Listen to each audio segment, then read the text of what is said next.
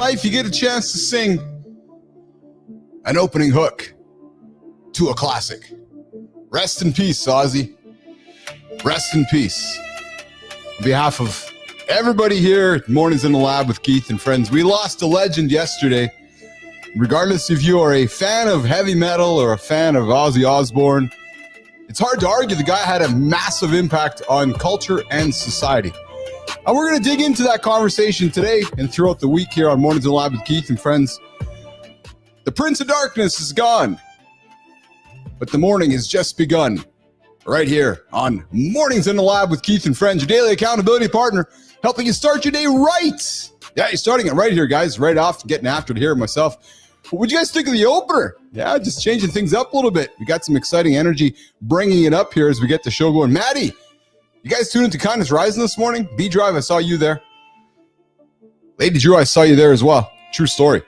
What a great show on Kindness Rising, 7:30 Eastern time, right here before Mornings in the Lab with Matt Roof, getting up, getting after it every single day, offering you kindness, things to think about on the positive side of things. Today, we got an inspiring father-son conversation. My boy is moving. Yeah, we're going to talk about resilience when life throws curveballs. Got some fun things to get into at the morning loop here today, guys. We're going to lean a lot into the death of Ozzy yesterday throughout the show here today and talk about songs or moments in your life, whether it was the Osbournes on television or it was music from Black Sabbath or his solo career. It's hard to get away from the guy. The guy was all over the place in society and culture. And true story, I got to be honest, guys, you know, we just had a big Black Sabbath reunion a couple weeks ago. It was last week, I guess it was. So it's like God's like, okay, Ozzy, you did your thing. That's fascinating to me. It's actually fascinating to me where you often hear stories where humans, I'll relate a personal story. I was 16. I was the last one my grandmother to see. I was reluctant to see my grandma. She was dying. She had cancer. Was scared. I didn't know how to process it all. My parents were like, you got to go see grandma. So I did. She died the next day. I was the last grandson. Just the things you remember. So it's got to make you wonder. It's got to make you wonder. Gets up on stage and does the reunion nobody ever saw coming. Ever, frankly. Ever. Gets up there with Geezer and Naomi and the guys. Next thing you know, they're belting it out, having some fun. The guy sits on stage the whole time in his throne. Circa Axl Rose, Guns N' Roses. And he belts it out. Creates incredible memories. And then 2 weeks later, a week and a half later, the guy passes. So you talk about a perfect end. I don't know if it's a perfect end, but what a storied end to an incredible career where we all wondered if he was going to get that final appearance with the boys of Black Sabbath, and he does. So, Jimmy, let's bring Johnny up here. I want to bring Johnny to the conversation. I see him there ready. Guys, we're going to have a fun show today. We got Gary V's Cannabis partner getting laughed off stage. We got a guy named Rama joining the show here today. Coming up on the show here. Let me just get a quick check on the notes here. Rama Mayo, Gary V's Cannabis partner, getting laughed into rooms and building $1 billion weed show. Coming up, the co-founder of Hall of Flowers, the president of the Green Street Agency, and a visionary. Rama Mayo coming up on center stage here today. I'm going to get to the comments here in a second. Johnny's joining us on the show here. Johnny, I called a little audible today at the goal line because of the big news yesterday, as you saw. I know you grew up the era that I grew up in. Mr. Osbourne, we lost a legend yesterday, brother. Did fucking Ozzy die yesterday? Yes, he sure did. And this is what you get, guys. You get news and you get John Anderson, who I get to break the news to. So, yes, my brother, he passed away yesterday afternoon. How? I don't know. The family hasn't revealed what or how yet. I know that he had surgery recently and he was sick and he was battling some things and he was battling Parkinson's. So, How old was he? He was 78. I'll tell you, brother. Yeah, when he was touring, doing the crazy shit he was doing, he probably said if he lived to be 70, he was winning. So he had 8 bonus years. Dude, you know what? I knew. So I was actually working on today's show yesterday when the news broke. So I dropped it on LinkedIn yesterday quickly. I said, "Hey, breaking news!" And I've always said, Johnny, that my mission with this show is to create a community, to create a conversation. And with that Coldplay thing happened last week, people wanted to talk about it. I said, "Hey, Ozzy died. Come talk about it, guys. Let's come talk about it on the show here today." So dropped it on LinkedIn. I know there's a bunch of people in the comments here. We got Holroyd, we got B Drive, we got Lady Drew, we got a bunch talking about it.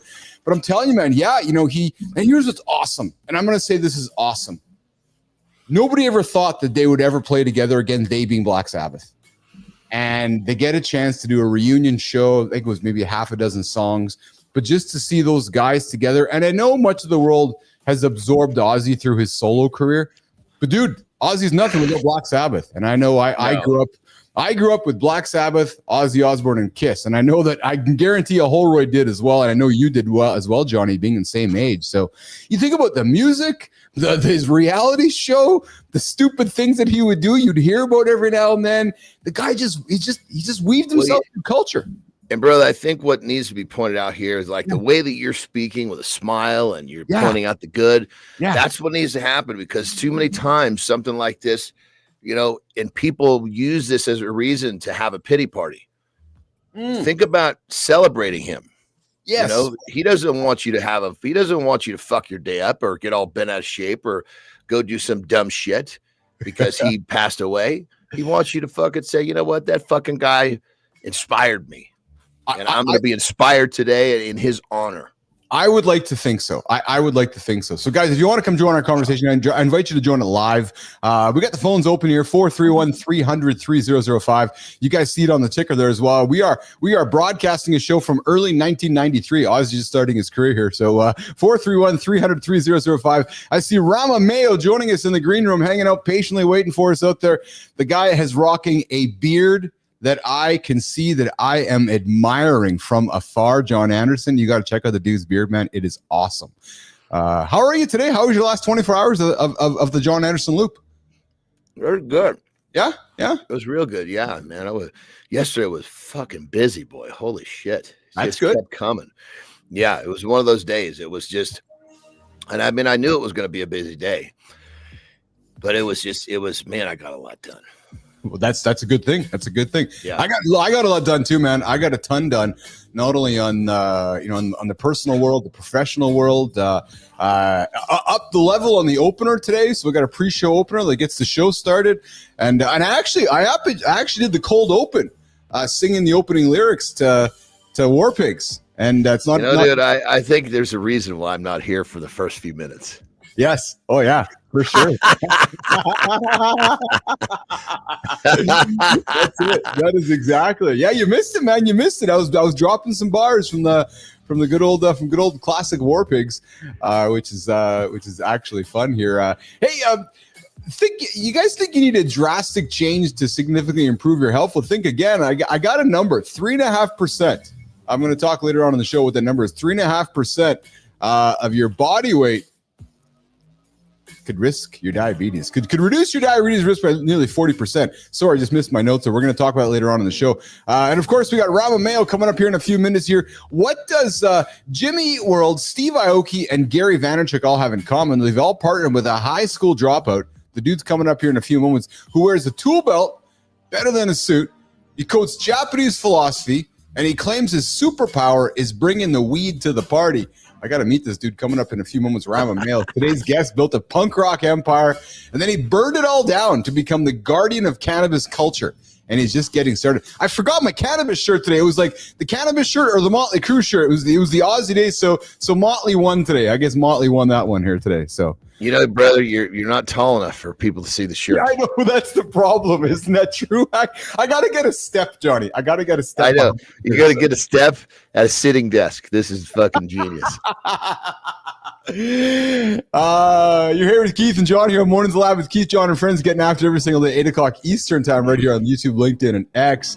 Hey, Johnny, I had somebody throw some questions over on X yesterday about the peptides discussion you and I keep having. How's your last 24 hours been on your latest on what you're taking right now?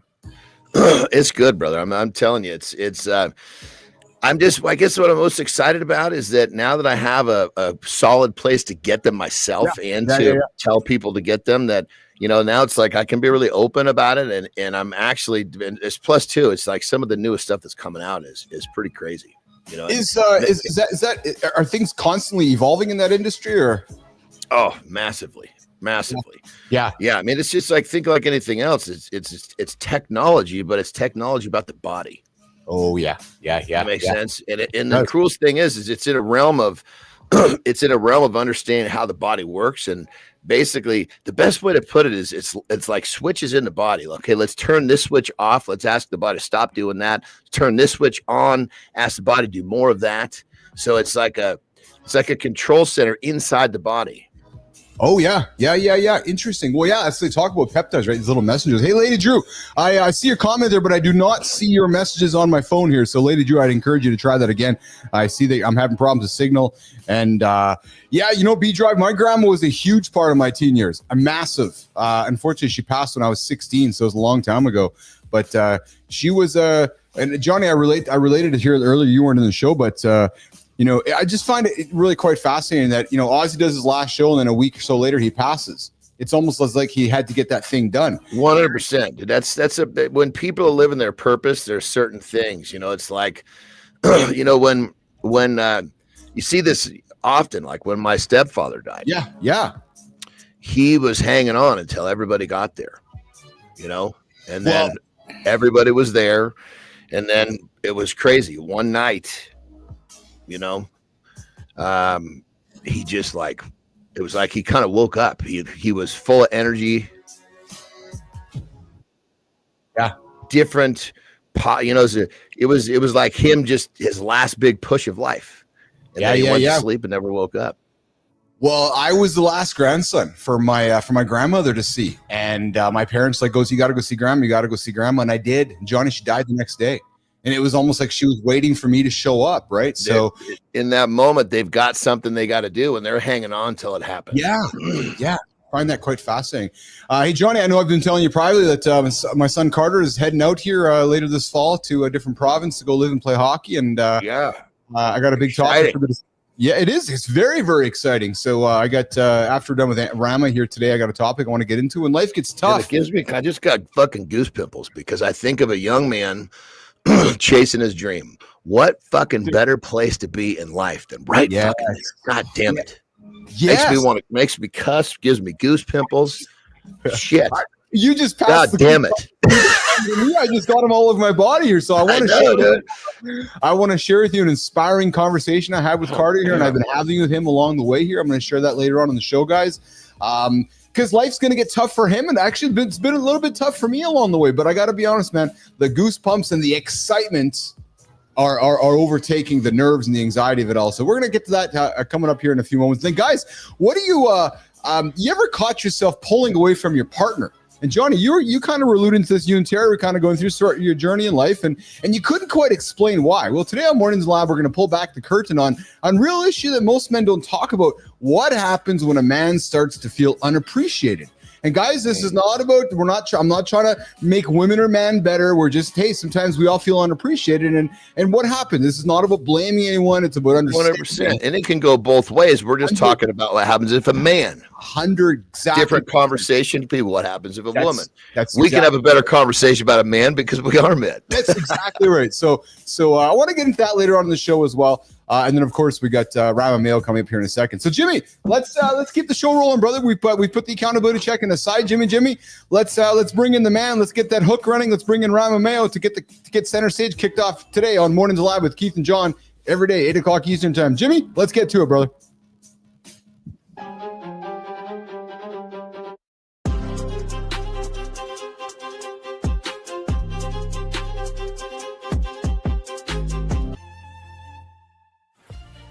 What if the most revolutionary breakthroughs come not from boardrooms, but from people who never learned the rules in the first place?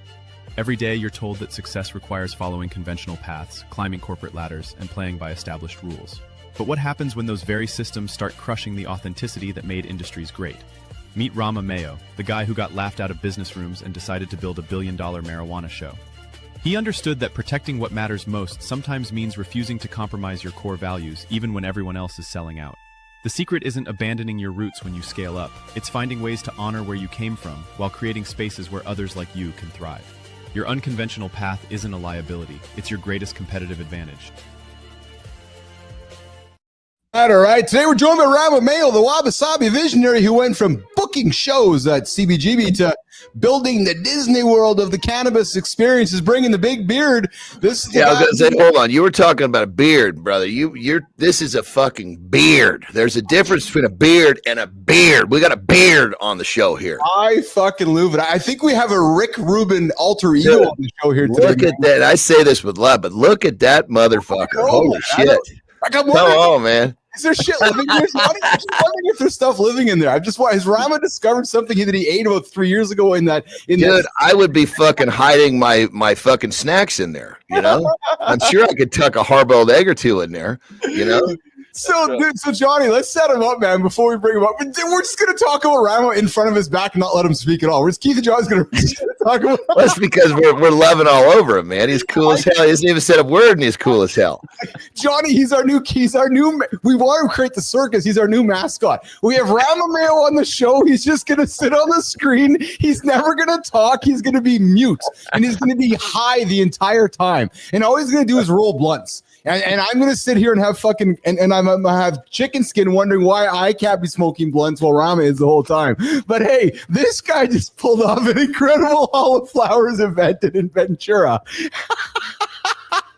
And announced they're taking over New York City in October 25. He's been smoking weed every single day since he was 25, calls it his medicine, and his life mission is making sure the cannabis industry doesn't lose its soul. I can't wait to bring this boy up on stage. Jimmy, let's put him up on the big screen. Rama Mayo, good morning, brother. How are you today, pal? I'm great. How are you guys doing? We're awesome, man. We're awesome. Where are you joining us from today, brother? I'm on Cape Cod, Massachusetts. You know, the little barn that comes out, basically. Yes. Yeah. So I'm there. I come out here every few months, and I'm staying at my business partner's house. He's gone. And he has a beautiful house, and I just invite people down from, I grew up out here, but I live in Los Angeles or, Southern California. So I just invite people out here to hang and stuff. Nice. Hold on, Johnny. This is awesome. Yeah, so I'm at my friend's house. It's a nice house in Cape Cod, and I just invite people out to come hang out at my friend's house with me. Did I hear that correctly, Rama? Yeah, exactly. He wants to do that. Yeah. It was literally just sitting empty a lot. He just never really used it that often. It's the same thing. I tell my buddies and family, listen, you want to go chill at the House of Mexico? Go. It's there to use. Yeah, exactly. I had one that I had out in Joshua Tree, the desert. So it's kind of the same thing, guest house kind of thing, So, dude, I'm struck by this quote here I got. Rama's been smoking weed every single day since he was 25. Calls it his medicine. So I'm gonna make some assumptions here. So first of all, I'm going to offer it first. I'm 53 and my boss, Johnny, is 53 as well. No, we're not in a top and bottom relationship. We're pretty even. We just like to call ourselves funny. That's what he says, but he's the catcher. He's the catcher whether he likes it or not. Rama, what are you, 30, 35? I'm level 48. Level 4. Okay, wonderful. So since 25, you've been crushing the bud since 25. I'm going to probably put something on the table here. You have rarely, if ever, have you been sick since you've been 25 years old, right? I never get sick, to be honest. Exactly. I consume cannabis every single day like you do since I was 25. I never get sick, ever. I'm telling you, it's the magical compound nobody thinks about. Yeah. I tried the two of you had this way of life of doing that shit every day. And I tried that. You know what happened to me? Yeah. I didn't get sick. I got fucking fat. Well, that is a problem. Yes. Sometimes a few times I would get injured, it's like I had to fucking lay there for a week and do nothing. I'm like, I can fucking lay here for a week, sedate me. You know what I mean? So buddy'd bring me some like an edible and just fucking turn me into a jellyfish. And I would just eat until I couldn't breathe. It was like something in my stomach would not turn off. Okay. So I found something quite funny here. You were a 17-year-old messenger boy driving around LA. Then you became an electrician in La Jolla, showing your butt crack while wearing a tool belt. No, it's not me. Oh no, that's not you. No. Oh, it must be someone else. Oh, okay. I graduated high school. Actually, I did very well. I did drop out of college. That's the only thing there. And then Hall of Flowers. I wish it was $1 billion business. If it was, I wouldn't be at my friend's house. I'd have my own house here. Yeah, but it is going super well. Yeah. Yeah. That's real quick. That's such a classic example of how information on people gets all fucked up. Yes. Right? Because you think you can trust something you read on the internet, and it's complete bullshit. Yeah. I do love building stuff. I do have tons of tools. I love making shit, and I used to make, skateboard ramps or, build stuff as a kid or trade show booths, that kind of stuff. So, yeah. Hey, Rama, before we get into more about you, I'm going to make some assumptions here. You're 48. You grew up the same era Johnny and I did. We lost a legend yesterday. Oh, my God. Could be my favorite band of all time. Yes. Yeah. Let's talk about it a little bit. What was your experience with Ozzy, Black Sabbath, Rama? Man, it makes me feel like a pit in my stomach. Yes. I mean, Paranoid was a record I listened to every day for decades, Yes. Masters of Reality, but Black Sabbath for sure was at one point my favorite band. You, me both. Yeah. And I'm not sure if they are today, but top 3 of all time for sure. I would be here probably if it wasn't for them, Yeah. And as I was saying to Johnny, Rama, it's crazy, right? We never would have thought there'd be a Black Sabbath reunion. They pulled one together in Birmingham last week or 10 days ago, and then it's like I was saying to John, it's like he knew it was time to go. It's like, okay, I've checked off the last box on the list. I've given back the world what I've needed to do. Now I'm going to go to sleep. Yeah, or Sharon booked it. Or Sharon booked it. Oh, that's pretty good. Hey, Rama, so you protect cannabis from going corporate, but yet there's been, a massive push to becoming corporate, and it's still struggling. In America, it hasn't got there. How do you partner with these massive names while walking the tightrope of bringing it close to culture, yet not enough? Like weed is not Chong what the three of us grew up with today. It's not, but yet still some people think that it is. Rama. Yeah. So, I mean, I'm not anti-corporate at all. To be honest, I like the corporates and they're going to come in. I just want to keep the authenticity. I want to keep the art and the craft there. I grew up skateboarding. Yes. I grew up, punk rock label and listening to punk rock. And both of those things became gigantic. Skateboarding went from illegal to the Olympics. Punk rock went from basement shows to stadiums. To me, the cannabis that's exactly what's going to happen here. It's going to go mainstream. It's going to be big. And I just want to keep, as much of the authenticity and the stuff that I'm proud about, as part of it as it does expand.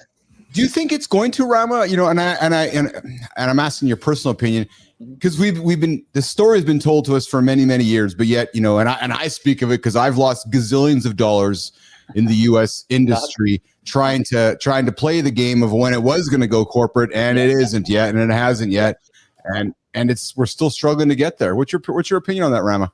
Yeah, I think it's ultimately gets there for sure. My Gary Vaynerchuk, you mentioned Gary earlier, my partner in the weed stuff, he years ago, maybe 7 or 8 years ago, we partnered and he was like, it's a 30-year plan. It's going to be like milk one day. It would just be super mainstream, So my approach has been like 10-year plan the whole time. And he was telling me I'm thinking too small and I got to be thinking bigger, So yeah, I think it's just a matter of time. And then, you see states like New York went online recently and it's doing incredibly well there. And there's not really much difference. I think people think there's going to be like 1 million people smoking weed out on the street when it gets legalized. And then they kind of start driving around their town after it's been legalized and realize nothing much changed really. There's some new, Rama, one second, Johnny. I'm in Canada, Rama, where it's been federally legal for 8 years now, and nothing is different at all. That's right. That's exactly right. Like you don't. But if anything, it gets more taxes. There's less properties that are sitting abandoned. Yeah, Johnny. I mean, you give people that maybe this is legalized. Maybe people that are really law-abiding citizens, they start maybe splitting their time or letting go of some booze, right? Definitely. People that are smoking weed are not fighting, they're not. I mean, there's a whole list of things that people that are drunk do that people that are on weed do not do. So if anything, it's going to tame a lot of the dumb shit that happens. Absolutely true. And I can tell you that, the use of cannabis in this country has certainly affected the alcohol sales in this country for sure. And I've even been to social 100% where you're seeing the difference, right? Yeah. So, and you guys mentioned kids earlier, like the kids, they don't want booze. They think it's bad. No. They don't understand it. Yes. They definitely don't go to bars. They definitely don't want to go spend $8, $10 on a beer when you can walk into a store next door and buy a 6-pack for about the same amount. Yes. So, yeah. So I think, cannabis. That's why I don't know if you're following it much, but beverage, I've always said I'm bullish on beverage because I could see the difference. Like they don't understand what a blunt is or a joint is. Big alcohol. But if a can, with alcohol is now replaced by a can with cannabis, they really see that. That makes sense to them. So I think the beverage thing alone is what's going to push this thing mainstream. Good morning, Dusty Struggles. I see you there in the comments. I'm equally bullish on the beverage side of things. Again, being here in Canada, watching it come out, and watching Canopy Growth do its thing, watch Bruce Linton do his thing, and Simon Irwin, the entire gang. I know a little bit about the industry, Rama, as you can tell here. So I've been watching the beverage space, and I'm the guy. You come to my house for a party. There's alcohol over there. There's cannabis drinks on my table too. So I'm serving it both because I want folks to have that option. And one doesn't have a lot of sugar in it. Yes. Usually one doesn't have a hangover. Usually, Yes. So I think when you can be like, oh, I'll take a margarita. Do you want tea, weed or alcohol in it? People are going to be like, oh, well, what's the difference? That's a really interesting thought because I never really thought it from that perspective. What's that, John? You're having your drink a choice. Yes. Yeah. Oh, yeah. What's the substance in there? That's it. Exactly. Yeah, I didn't obviously haven't gone far enough down the thought process of the cannabis drink, but holy shit, I can see where that's going to really take hold. Yeah, so that's going to shock the big alcohol and the big companies like that, the CPG groups, and they're going to really see the difference now that it impacts, hands and hands. Well, so you just said something which I think is going to unlock the entire value to the entire industry. The moment it gets federally legalized, the moment the 3 letters step up, CPG. Yeah. Because it gets federally legalized, next thing you know, standing at the doors is Unilever and Procter & Gamble and Pepsi. I've had calls 100%. With some companies that I can't, NDA style, but the biggest ones. And, there's other ones that I haven't worked with that I'm told have like 50-person teams waiting cannabis and figuring out what to do. Of course, they're all going to want it, Yeah. Well, and I got to be honest, Rama, I myself, I'll speak from a personal perspective. I've used cannabis culture as part of my personal brand. Like I've used it kind of like as the Snoop Dogg of business. I'm open about it. I talk about it. Sure. I'm here in Canada. I got to be honest, man. During my career, I've worked really hard to work on changing perceptions that it's not Cheech and Chong that I grew up with. That I'm actually, I've done a few things in my life. I haven't just sat in a fucking corner and smoked myself to death. I've accomplished a few goals in life. I've done a few things, and yes, Johnny, I know. And cannabis is part of my brand. And I'm Well, and the thing about it is, like, I'll be the first to admit, I enjoy cannabis, right? Yes. But you're not going to get me taking a puff and being highly productive. Right. For me personally, that's okay. I'm unplugging. Yes. I don't have anything left to do. Yeah. I'll use it. But the problem then for me is I have a highly addictive personality where I'm not good at doing something once. Yeah. But these are my own. This is not this could be any substance we're talking about, not just this one. This is my own shortcoming we're talking about. Johnny, not the cannabis, Yeah. Hey, Rama, what's your preferred way of consuming cannabis? Is it smoking it, drinking it, eating it? I roll joints. Yeah, I roll both. Yeah. The old school, baby. It's true, isn't there? There's something about it, isn't there? There's something about crushing a bud. Meditative part of I really enjoy it. Yeah, you and me both. I love yes. So Johnny, I would say the same thing from you. Rolling cannabis is like making a good cup of coffee. Yeah, for sure. Check this out. A buddy of mine, he just showed me this thing. He lives in Thailand. We were on a call like this. Yeah. And it was just, it almost looked like an old fucking cell phone. It was the size of this thing. And he was smoking weed off it, right? Yeah. He opens it up. He pulls out the fucking greenery. It just looked like a fucking wet plant.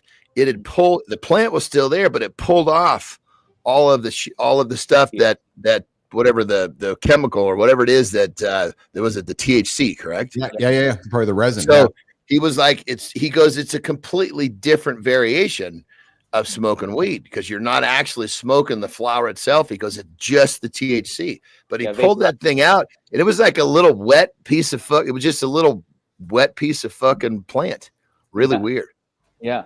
You can pull off the technology now on extracting the different molecules from the plant is insane. You know, so what does that do when the plant's not burning? Because he said it's very different. It's a very different high. It's not combusting. So you're just heating it up just enough to melt off like basically the potency for the THC and the other, the other crystals and the other cannabinoids in there.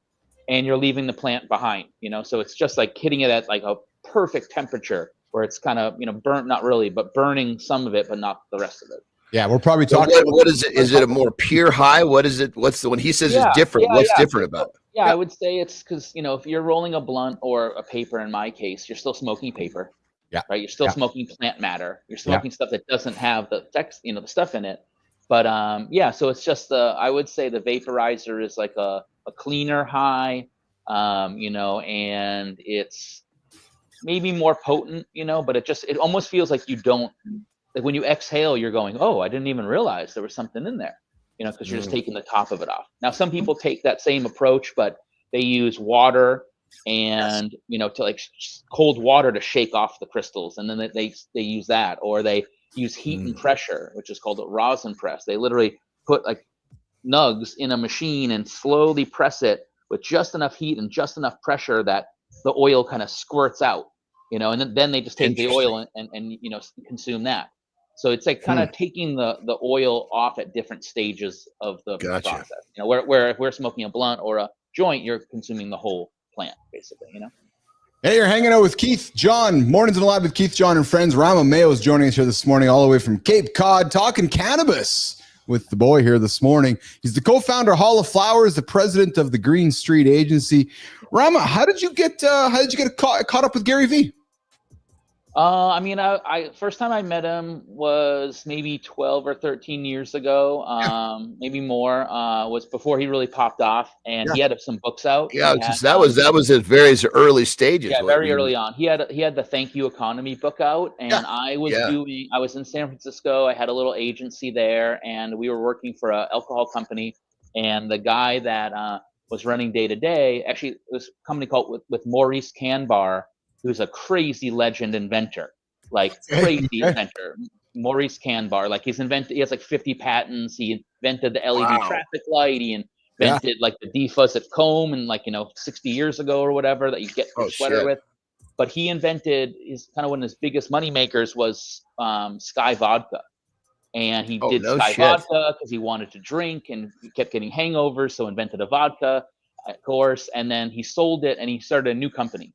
He hired me to help him launch the new one, and they were kind of telling me, hey, there's this guy, Gary, who wears a T-shirt like you. He swears like you. You got this guy. He's like a booze guy. He's like you for booze. So I went to the Culinary Institute of America up in Napa, and the CIA, which is a big food school. And he was doing a lecture there. It was all wine people because it was Napa, and he was the wine guy first, right? So I'm full of suit and tie wine people, 300 suit and tie wine people in there, and then me like this. And I waited till the end. I have some books or whatever if anyone wants them. Maybe 10 people stayed and got a book. I was the last one. When I walked up, he was like, what are you doing here? Did you sneak into this thing? Like, who are you? Like, what the hell? And he was so confused. And I told him what was going on, and I told him that my partner at the time I started Green Street with didn't like Gary. He didn't think he was good or whatever. I don't know, he wasn't inspired like I was. So he wrote 2 books for me, one Rama, I love you, one to my partner at the time, like fuck off, basically. And which was hilarious. And he was super nice, and he was like, oh, hit me up, whatever, blah blah blah. So then years and years and years went by. I was sending him emails, trying to get in touch, doing corporate work. I was doing weed stuff, but I didn't think he'd want to hear about that. So I was really going after like the corporate shit. And I just couldn't get in touch. His brother hit me back. His team members would hit me back, but I couldn't get in touch with Gary. And I saw he was in LA, he was filming a TV show for Apple at the time. It was their first reality show. I think it was called Planet of the Apps. It was like Gwyneth Paltrow and will.i.am and Gary, and he was in town, and I was representing a few like famous rappers at the time for cannabis stuff. So I messaged him, 2 Chainz, comma, the game. That was the subject. Yeah. And I knew that he would check it on his phone. So I just wrote, I represent 2 Chainz, the game, and a few other famous rappers. Would you want to meet him? And he just responded, and this is how I do everything now. Now I know everyone looks at their email on their watch, you know what I mean, or on their phone. Yes. They don't read it. So he just respond Y, as in yes, Y. Copied Tyler on it, his assistant at the time, or his right hand at the time. And I just called the game and was like, "Yo, I know you don't. I need a favor. Can you go to this address right now?" And game showed up there. I showed up like 20 minutes after him. So I pull up. There's like a red Bentley double parked, next to this big van. Gary's in the van. It's all on Gary's YouTube channel, like from a long time ago. He put all this out. Yeah. And we're talking about how we knew each other and work and music and video games and blah, blah, blah, blah, blah, blah, blah, like forever. And then he's like, well, what are you guys working on? To me and Game. And Game goes, Rama's doing all my weed stuff.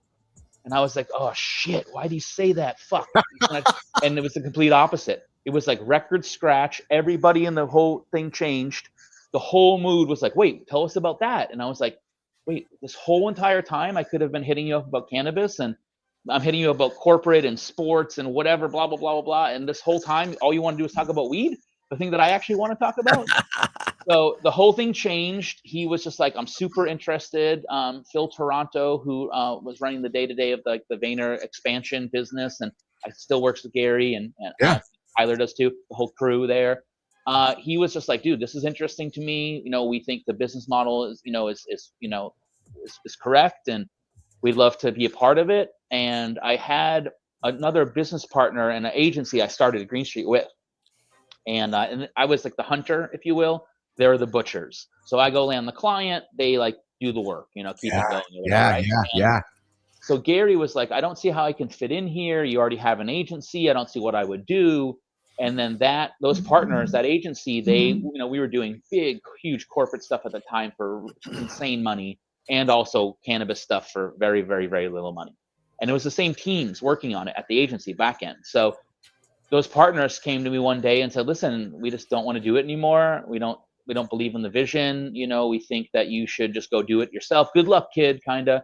There was no buyout. There was no close. Like they just forfeited their half of the company, walked away, didn't ask for any money or anything. It was kind of shocking to me. Yeah. And before they were out the door, quitting, I had Gary on the phone. And I was like, yo, those guys you met that do the agency that you don't know how you can fit in? Do you want to buy their half of the company? And immediately he bought, their half, and gave us a ton of money and allowed us to build IP, which is what makes or breaks any real agency, is intellectual property, building your own products, So he thought that needed to be a huge focus, and that's where he enabled us to really launch Hall of Flowers, and a handful of the other kind of cannabis brands.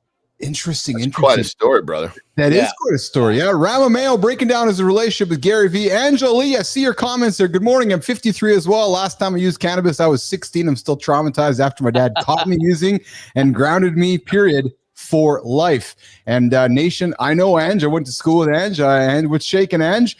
I didn't. So good for you. You're still Ange. You should come on the show and tell that story. We'll bring Rama back sometime.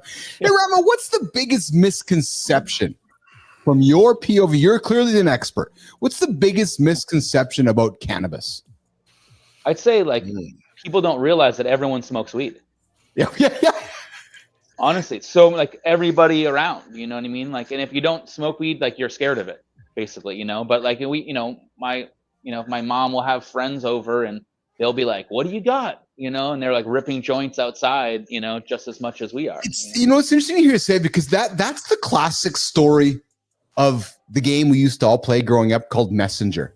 Right, where I said one thing to Rama said something to Johnny said something to Ange, and she said to Lady Drew. By the time it get back to me, it's a completely different story, because we know the history of cannabis, marijuana, Rama, right? And we know that it got scheduled in the wrong class, And then that just perpetuated itself for years and years and years. Then we have folks like my parents, Angela's parents going, oh, that's the devil's drug there, you guys. It's worse than all this. Yet people are all in the corners fucking smoking and consuming it. Yeah. And they're holding a glass of wine when they tell you it's bad as well. You know what I mean? So yeah. Rama Mayo, Keith Billis, Keith and John, Mornings in the Lab with Keith and John, getting after every single day. And kindness rising. I learned it from watching you. Yes, that certainly is a situation that would happen as well along the way. So Rama, you're still involved with Gary today on a daily basis? Yeah. Gary's still his partner in all the stuff we're doing. Yeah. And he's like the genie in the bottle, right? I don't want to like ask too much because it would be like a waste, you know? Yes.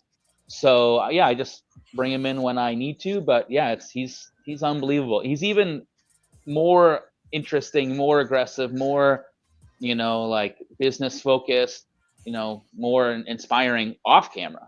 Oh, I'm sure he is. Yeah. Crazy. Like the stories I've been with him have just blown. Like I used to think before we started working together, Gary's like, you know, here and I'm here, you know, like a few levels up and I can get there one day. 0% chance. Like there's no way in the world I will ever get to the Gary level. Even if I worked every day and that's all I did, it just physically would be impossible to be where he's at mentally. I don't know if you're a Kill Bill fan, but I always used to think like he's like Jaime. He's like the guy that jumps on the sword, you know what I mean? And like that, like who has the mustache, like that's Gary. He's so many levels up. It's just like, you know, there's no, you know. I was growing my previous social media company at the same time Gary was doing his, and then I stepped away from social, but and I was watching Gary from afar here. So next time you have coffee with Vaynerchuk, you invite Vaynerchuk to Mornings in the Lab with Keith, John, and Rama. We'll have him on the show here. No, he loves doing stuff like this. We'd love to have him on the show. He's not above like, you know, little, you know, small, not that it's a little podcast, but you know what I'm saying? He's not like, he doesn't look at it that way. He looks at like 50 people watching is a big fucking deal to him, you know? So here's something funny, man. So tell me and Johnny and our audience this, man. What has been, you know, in your journey with cannabis, what's been the most embarrassing? Holy shit, man. I actually can't get up and go to that meeting right now because I'm just too fucking blasted. Have you had that moment? Or have you been that moment? It wasn't a meeting, but it was in New York City a few years ago. And I was, I don't do edibles at all. I never take them because like you were saying, like it makes me like fucking comatose, you know? And dude, like completely out of like just lay there and drool. Yeah. I say I can't commit to them basically, you know? And I had hit up this beautiful girl that I was like interested in, and she lived in New York. I was visiting. She hadn't hit me back. So I was hanging out with a buddy of mine, and you know, we had like a couple drinks and I took some edibles, and then she texted me and I was like, oh fuck, like, oh my God, we gotta go to this bar. Like this girl's there. Oh my God. And I get there and I'm just like so fucking on edibles and boozing up, like crossfaded style. And it was just, I think about it all the time. I'm like, man, I couldn't even, I had to leave. I had to be like, I gotta go. And she was like so confused because I'm like chasing this girl for weeks. And then finally we're hanging out, and like 20 minutes into hanging out, I leave. So, you know. Did you tell her, or did you just, did you let her know why? I was just like, oh, I'm tired. You know what I mean? I didn't want to be like, I can't handle shit. You know what I mean? I had the opposite. I was early in my corporate career, Johnny and Rama, and I had to create a sales campaign, like a promotional campaign for my stores. So I was struggling to pull it together. I sat back, I smoked a big blunt. True story, guys. I fucking sat down, got into flow state, wrote it out, launched it the next day. Biggest event the whole year. I was like, okay, I guess that's going to work well for Uncle Keith moving forward. So it was one of those things. I was like, okay, that's how it worked, right? So I do that every time I'm going into like a big meeting or something, or I'll be in a car for a few hours and then go to something.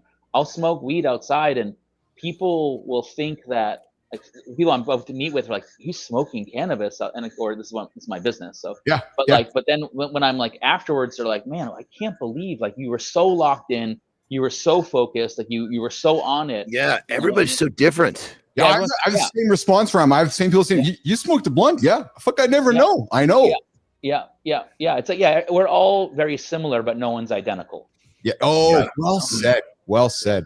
Yeah. That was from my Uber driver a few weeks ago. Even him, by the end, I was like, oh, what about cannabis? He's like, I love cannabis. And I was like, wait, what? Like this crazy, big, huge buff, like dropping time. Yes.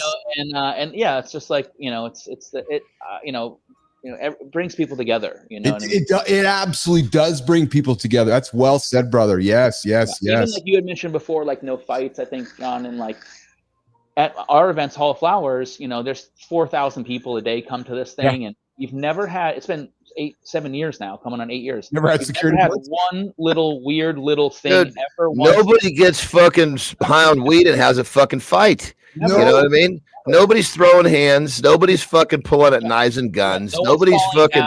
There's no violence. That's right. Nobody's going to the fucking hospital for some sort of poisoning. You know what's funny, John? As I inhibit my local my local stores here in Winnipeg, and dude, guys, it's like the friendliest space ever. People are opening the doors and picking up the garbage and shaking hands and saying please and thank you. It's the Matt Roof. It's the kindest environment ever. You walk into a cannabis shop, everybody's just loving you, man. It's a true story, Rama. Right. Absolutely true story. All right, you're hanging out with Keith and John. Mornings in the Lab with Keith and John, 8 o'clock Eastern time with our guest Rama Mayo. Jimmy, let's go to some rapid fire. Let's run the transition, the rapid fire, and then we'll get Rama on his way so we can go crush some blunt for the rest of the day. Jimmy, let's get after it, brother.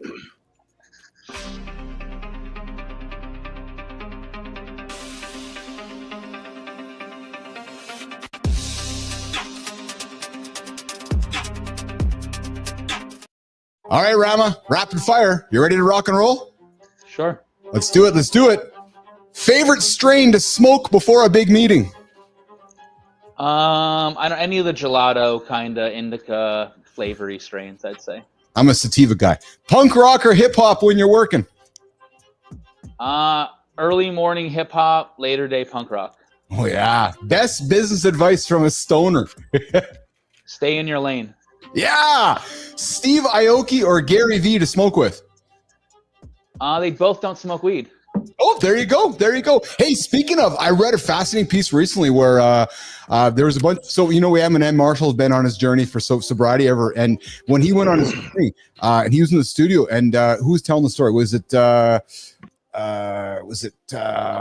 recent rapper was like, yeah, everybody was trying to, I wanted to go smoke blunts. Like, you can't smoke blunts when Marshall's in the lab. You got to go smoke blunts over there because Marshall will not be around smoke. So I thought that kind of fascinating. Actually, we did a party for him, and we had to take all the booze out of the event, out of the venue. We had to clear everything out. Yeah, we didn't even have it over there. It was fit. It was Curtis Jackson. 50 Cent was like, oh yeah. He goes, I've tried to have Marshall, and it just doesn't happen. It just stays away. So, anyways, wildest thing that's happened at Hall of Flowers. Wildest thing that's happened at Hall of Flowers. Seth Rogen just showing up and watching the show, maybe. Yeah, that's pretty cool. It was pretty cool. Coffee or wake and bake for morning motivation? I don't drink coffee anymore, so I'll say. There you go. Enough said. One word to describe corporate cannabis. Rama Mayo. Potential. Great answer. Rama Mayo. Mornings in the Lab with Keith, John, and friends getting after it. Final question for Rama on the rapid fire. You've spent 30 years building communities for outsiders. Now you're the number one weed guy protecting an entire industry's soul. Here's what I really want to know. No pressure. When you're gone, what do you want your obituary to say about the difference that you made, brother? I've been thinking about this a lot recently, actually, and I'm not sure what it should say, but I've been thinking about it a lot. Why? I think just getting up to be level 50 next year, and I've had friends passing away. My mom's friends are passing away. So just like the reality of having to think about those things. When you're a punk rocker. And skateboarding, last thing you think about is that ever, Yeah. Johnny, some closing comments from Rama before we say goodbye to Rama. Johnny? It was a pleasure, brother. It was a lot of fun listening to you talk, and you got a good energy, good vibe, and one of the coolest fucking beards of anybody that's come on the show. Yeah. It's very clean, by the way. There would be no food, and I'm obsessed with cleaning it. Just a side note. Rama, dude, I appreciate you, man. Listen, how can folks connect with you, find you, engage with you, do business with you, get more out of Rama Mayo?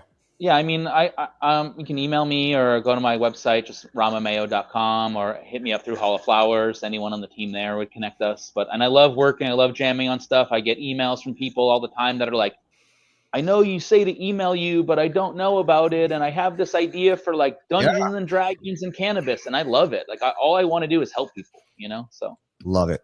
Rama Mayo, I got to tell you, man, I'm a huge fan. I find myself wanting to walk towards the camera. Johnny hears me say this. And it's not with every guest, because some guests, I'm walking away from the camera. This one, I'm finding myself, I know Johnny is as well, wanting to walk towards it. I'm curious. I want to know more about you. I feel like I got a vibe with you, because when I meet people in the cannabis culture, there's like a mutual love and respect. And because those that are in it know about it, and those that are kind of outside maybe don't fully understand it. So I just want to say I appreciate the work you're doing. I've lots of love coming towards you. We're not afraid to use that word on this show, man. So thank you. You get after it. Have a great day. And I want you to be invited back here anytime. Okay. I appreciate it, guys. Thank you so much. Super fun.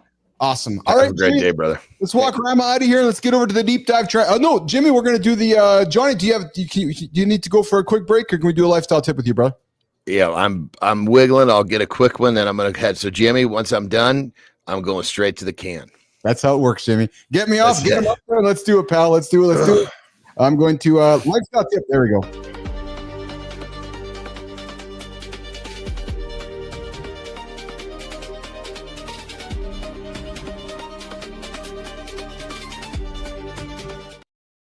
Let's talk progress. Progress hack. Doesn't make a difference what venue in your life we're talking about. Maybe it's your diet. Maybe it's your relationships. Maybe it's business. Here's the tip. Most people want to make progress and they think, oh, I'm going to do XYZ more. Sometimes doing more is not the answer. Think about doing less to make more progress. Now, what's the exact tip? One bad habit. Remove one bad habit from your daily rhythm, your loop. Maybe it's your diet and you find yourself overeating at night. Remove that bad habit and you will make a ton of progress. Maybe it's relationships and you find yourself reacting rather than responding. Remove that one bad habit. So don't think about doing more. Think about actually doing one thing less to make a ton more progress. Rock and roll.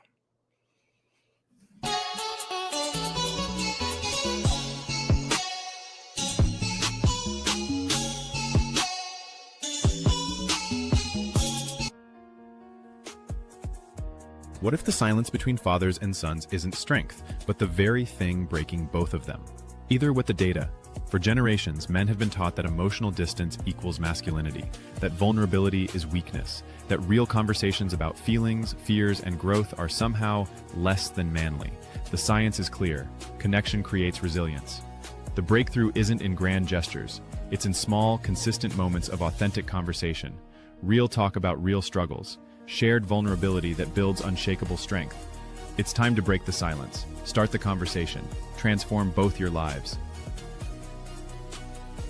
All right, we're back here, Mornings in the Lab with Keith and John, getting an inspiring father-son conversation coming up. Guys, to my Mornings in the Lab community, to all of you guys that hang out with us every single day, B-Drive, Bernard, Dusty, Lady Drew, Adam, Dar, all you guys. You guys know I've been sharing my personal story here the last little while here. My son Carter is on his way out to a different province here next month. My friends in the States, it's going to a different state.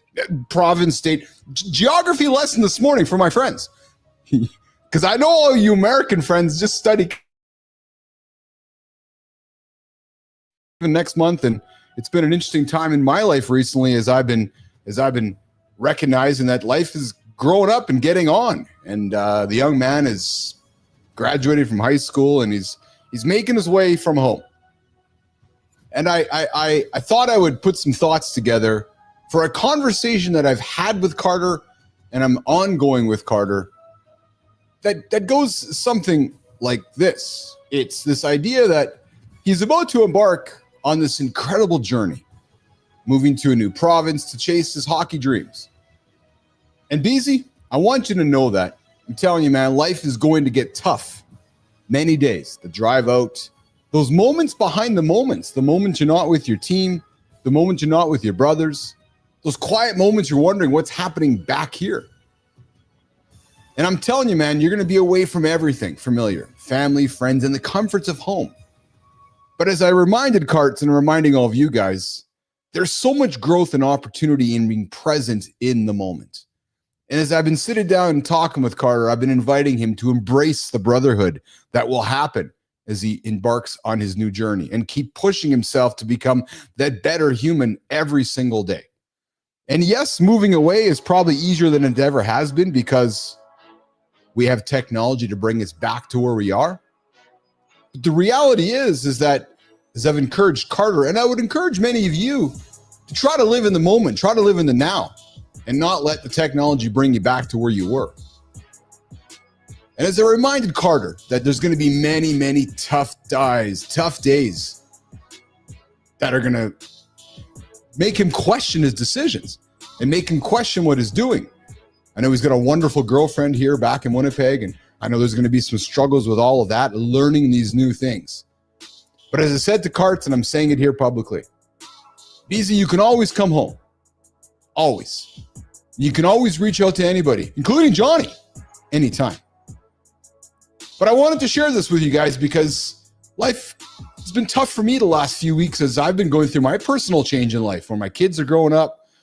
My 3 kids are getting to the next stage, and we have these tough conversations with our family members. And this one is I wanted to share with you guys that as I embark on the next chapter and my son goes on to the next chapter, it's about inspiring and encouraging them to move forward and invite them to walk and run towards that failure, knowing that they're more than likely going to fail many times along the way, and that me, his family, is here to pick him up when he falls. So BZ, get after, brother.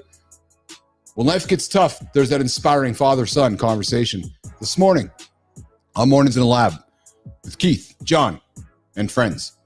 Jimmy, let's bring Johnny up here. I want to have a conversation about being a dad. That was good, brother. That was really good. Appreciate that, man. I know that you've spoken very proudly. You've shared with me personally about the relationships you had with your stepdad and what he meant to you and how he spoke with you. You know, as you hear me reflecting upon my stage in life and talking about Carts, Johnny, what do you reflect on? And your girls are getting older, man. Your girls are the next stage. Like you're a grandpa. Like there's guys listening right now, pal, that are in our stages right now and having these inspiring conversations sometimes are tough. Johnny. Yeah, goodness gracious, you have so much influence in your life. Yeah. And you have to decide what influence you're going to listen to.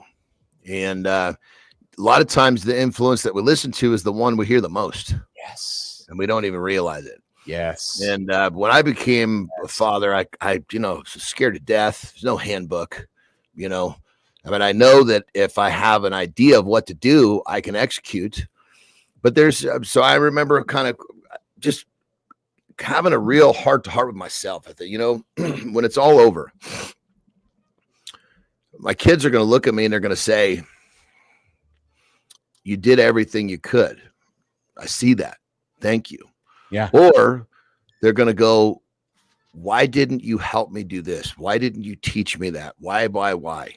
And I thought to myself, I can live with one. I can't live with the other one. So I just went all in to the point where I realized that I was so deep on the side of the fence of talking to them too much, of, even when it came to discipline, I was like, I'm not going to fall short on the stuff that's important. And, so I had this saying to them. I said, look, I have to be your dad first. I'm your friend second. Yeah. There's going to be a time where I can be your friend first, where I'm not going to intervene unless you ask. But right now is not that time. And they didn't like it, of course, but now they're really, really happy that I did that. And more importantly, they're attracting really, really good males into their lives because of how they are. Like I had a really good conversation with the middle daughters. They're just moving in together. Yeah. And he was like, she makes me better. The way that she goes about things, she's, because she's an executor, and they're all different, so that would have made you feel really so this young man pulls you aside and says to you that your daughter, right? Yeah. That's what you're talking about. That had to make you feel very proud. Well, and it 100%. And funny enough, I've actually been an advocate for him because she's sometimes like, she'll come to me and she'll have a conversation of, hey, you know what? I'm a little worried about this. And I'm like, look, kiddo, you got to understand we're all different. You can't expect him to be just like you, you know? And so it's been a pretty interesting thing because, you know, we all are trying to find that, you know, that mate or that relationship. Yeah. Clicks. And when you're young, you really don't, I mean, you're doing the best you can to figure it out. But I remember I just had this conversation. I said, look, he has these amazing qualities that you really value, you know, but what you're kind of bitching about is the stuff that, you know, this is the stuff, these are your amazing qualities. Just because he doesn't have your amazing qualities, that's not a problem. You know, you got to look at his amazing qualities and focus on that. You know, I said, you can't use and this is another one too. It's kind of interesting. Even for like our relationship, you can't use me outside of my design and expect you're going to be happy. And I can't use you outside your design and expect I'm going to be happy. You have to understand someone's design. Does that make sense? Yeah. Because you're asking, you can't take you out of your environment. It doesn't work for you. Like you just, yes. Yeah. I was like, look, you're expecting him to be this boom, boom, boom executor. Yeah. He's not that way. You know, he'll get the job done, but just his nature to not do it at the moment it pops up. Something pops up, boom, you get it done. But just because he doesn't mean it's wrong. It's recognizing the difference. Yeah. I said, you know, you're asking him his design. He wasn't raised like you, you know, he was raised differently and there's nothing wrong. He was raised wonderfully also, just differently. So his design is a little different. It's interesting because, you know, AJ said something a few weeks back, Johnny, where he's like, I know Melissa is not perfect for me. Remember? And he's like, but I wouldn't want her to be perfect for me because I enjoy all of the differences between us that make us, and you know how well I am at butchering people's sayings, Johnny, but he's like, I know that I'm not perfect for her, but it's the difference between that makes us stronger as a unit. And I think you're saying the same thing, right? Which is you're saying to your daughter, he's not exactly like you guys aren't the same, but as a compliment, you're stronger together. And that's exactly what I said. I said the real strong parts of his design are the things that you value the most. Yes. I said, so why the hell are you looking at the shit over here that almost doesn't matter? As you guys join forces, you're going to be handling that stuff and he's going to be handling the other stuff. You know, it's like pretty cool. You guys fit together like this. Yes. You know, it's if you had the exact same designs, you're doing this. Well, then one of you is not needed, right? If you're both the exact same, it's identifying and understanding roles, isn't it? Right? Yeah. Yeah, so it's you know, but when it comes down to it, you're very correct. When he came to me and he said that, you know, and for the most part, all of our girls in their own way are, you know, I guess you'd say advanced. And I don't mean like advanced. It's like we really, really push them as individuals, but not in what we thought we just wanted them to be the best them. You know, like the young one, she's just like crazy creative, right? And very different than the other two, right? Well, I'm suspecting because, and Adam, I see your comments there. My son is the same age. He just graduated high school. He took a trip from Ontario to go back a couple weeks ago. He didn't move, so it's not the same thing, but it's actually exciting to watch them grow up. I'm with you, Holroyd. And Johnny, it's interesting because, and Bernard's building generational wealth in bees and supporting industries. I appreciate that as well, Bernard. Johnny, I think what you said which was, because you and I grew up with the era where our moms and our dads, and I know Holroyd and Bernard, everybody the same way, and Roofy, which was, my mom was convinced I was going to be a doctor or a lawyer, right? It's just, you know, it was like, I want you to be a doctor or a lawyer, where you were saying to your girls, be the best you can be as a human.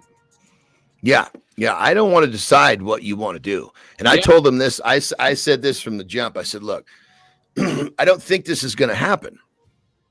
But if you want to bag groceries at Safeway, at the grocery store, and that makes you happy, then just be the best bagger in the damn world and enjoy that, you know?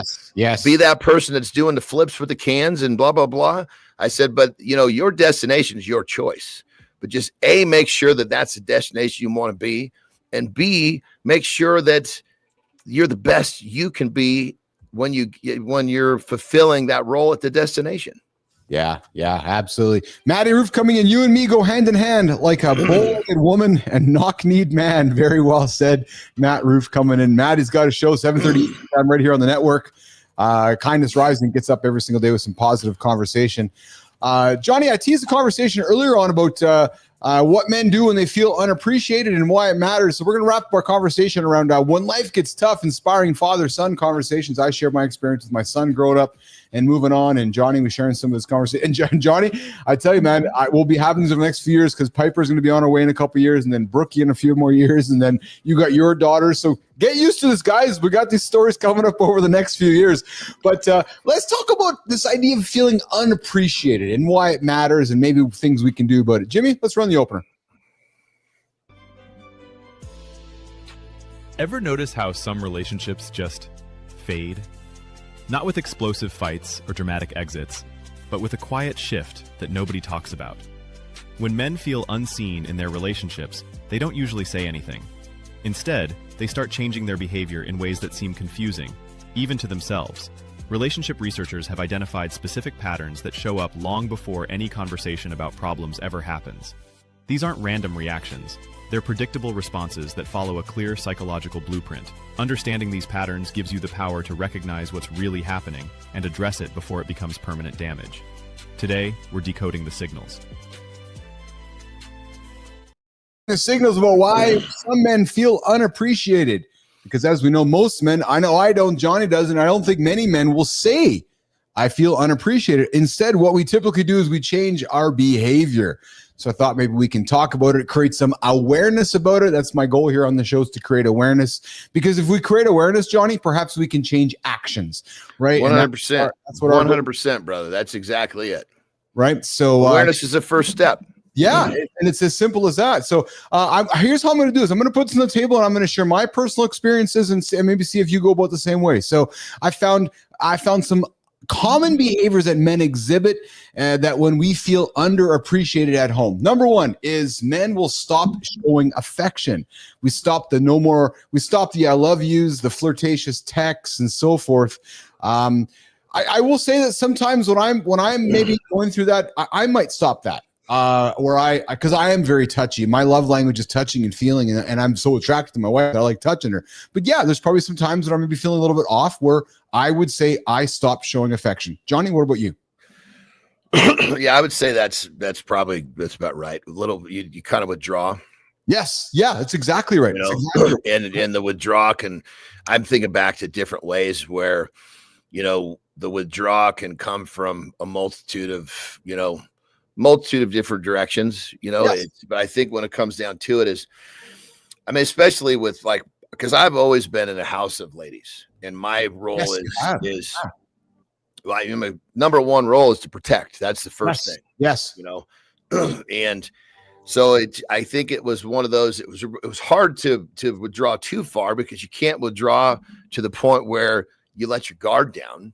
As we had a lot of weirdo shit that happened, in terms of Terry had, many stalkers. We had, people that would find out where I would live, and, just fucking people coming to the door, like, Jesus Christ. There was a couple of nights where, there was enough threat that I had to call a buddy, and the two of us had to stay up all fucking night with baseball bats, Murphy. Yeah. Yeah. Because you never really know what people are going to do. And especially if you don't even know why they're there. That's the worst part about it. When Terry would have, it would happen, Jesus Christ, I don't know, easily a few times a year. She would call me, right? Of course, it was always, thank goodness I was home, not traveling. She'd call me and say, fuck, honey, there's another one. She could kind of spot him. She'd be shopping, and this person would always be kind of lurking around a corner. Then she would get in her car. She'd watch this fucker walk out of the store. She'd start to drive. She'd all the way back into our neighborhood. Right. And so what I would do is our plan was I would basically go to a different street, right? Just walk 5 minutes. And then I would stand there as if that was our house. Oh. And then she would pull in the driveway and I would stand there because this fucker would be coming along and he couldn't stop. You know, it was very, very fucking clear that I knew who he was. Yes. But I'm scaring him away, not revealing which house we are in the neighborhood. Dude. Yeah.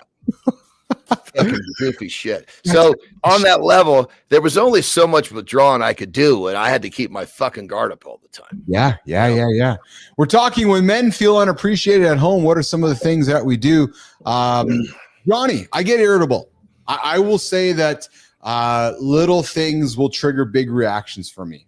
Where I will, so I will, and that's what I have been working at: the responding instead of reacting. Dude, right? I got a good one for you on that level. Right. So I have been working real hard at when something's bugging me, I bring it up instead of letting it percolate. And I've had to learn. That skill about of bringing it up instead of bearing it down. Johnny. So basically, what I reckon, because I'm with you, I'm totally in, and that was something I had to stop in myself too.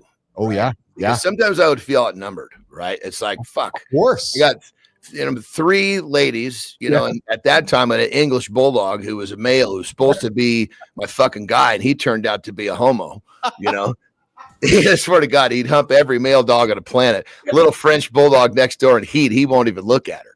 Like, you son of a bitch, you're supposed to be my backup. Anyway, that's true. little side note. But what I would do is, when I would feel that what you're talking about, that energy bubbling up, right? Yeah. I knew that it was not good. It was basically, number one, it wasn't healthy to let out on them. And number two, it was energy that I could harness and use. So I would always have a place that I would dive on, like, just insert here. And I would have a few different places, like I could work on one of my businesses, because I've always had multiple businesses, and especially if I got a project, boom, I'm going to invest that energy there, settles me the fuck down. And a lot of times once I'm settled down and I look at it, it wasn't as bad as I thought anyway. Never is. No. And then so it's like, it was me kind of learning to channel that thing that could have turned into, a bad energy in the home. Well, it's interesting to hear you say that. I see your comment, Bernard. I do concur. I can get irritated easily once I've had my share of BS. Well, it's interesting, Johnny, because that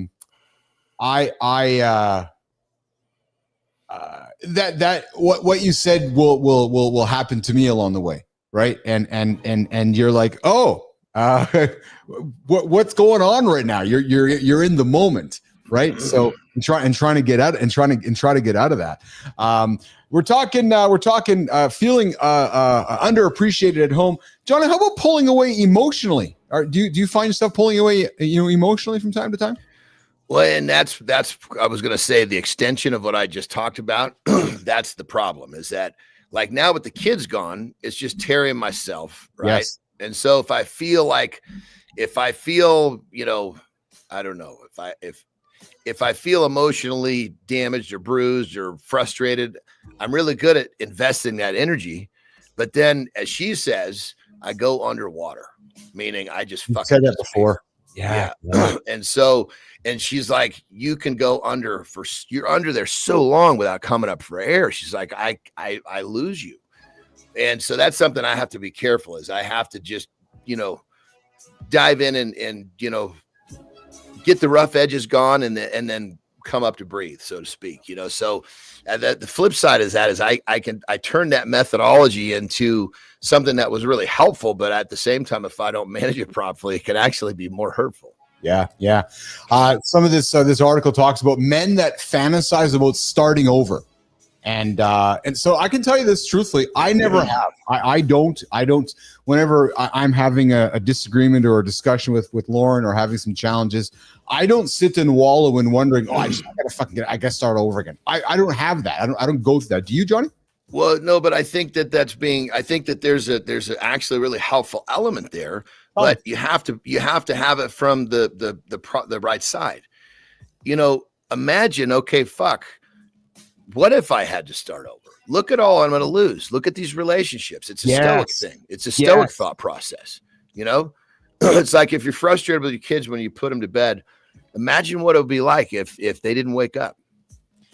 fuck me, pretty easy to fucking get yourself back in check. So when you're thinking about starting over, don't think of it like a way to like feel better. Think of it like, God damn it, what? And am I really that upset that somebody didn't fucking take out the trash or whatever the goofy shit that set off the deal was? And so from the right side of the perspective, that is powerful shit. You just gave me goosebumps. Every now and then through our relationship, I'm having this conversation in front of our community. Every now and then in our relationship, you say things that give me goosebumps. And you just did right here. Because that was a philosophical drop right there. Like, I'm frustrated. My kids aren't listening to me. Yeah, what if they're dead right now? Oh. Yeah. Yeah. When you put them to bed and think, what if they don't wake up? Fuck me, I'm going to wake them up right now and I'm going to talk to them. I'm going to blah, blah, blah. You know, it's because we get so fucking distracted from all the shit that's truly not important. And when funny, going to zero, so to speak, gives you a really fucking clear picture of what's important. Well, and this is where I see roles like myself and Lauren, where, you know, I love Lauren, love her personality. She's a little more in tuned into things like on a ADHD, OCD, and I'm quirkiness, like our personality quirk. We all have them, right? I've learned in our balance, like in the balance of Keith and Lauren, to let things just kind of chill, and sometimes probably to a negative extent, not negative in a bad way, but negative to the point where it's not worth my energy, because I've been around long enough to know that it's just not worth having the energy of putting anything into it. You know what I'm 100%, saying? Brother. 100%, brother. 100%. You know, go a little further on that. Yeah.